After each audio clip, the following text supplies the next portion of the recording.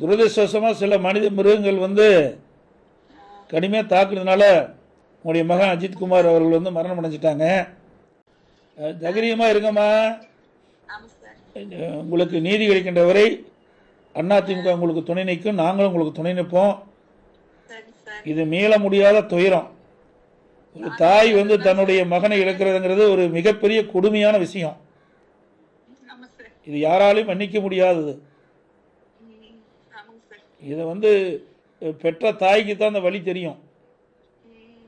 அதனால் வந்து நீங்கள் வந்து மனம் தளராமல் எவ்வளோ ஆறுதல் சொன்னாலும் அது ஈடாகாது. இருந்தாலும் நீங்கள் இருக்கிற குடும்பத்தில் இருக்கிறவங்க மன நிம்மதி இருக்குது, நீங்களும் நிம்மதியாக இருந்தால் தான் அவர்களும் இருப்பாங்க. அதனால் நாங்கள் உங்களுக்கு முழு துணையாக இருக்கிறோமா. இதை நீதிமன்றத்திலையும் அதிமுக சார்பாக வழக்கு தொடர்ந்துருக்கோம்.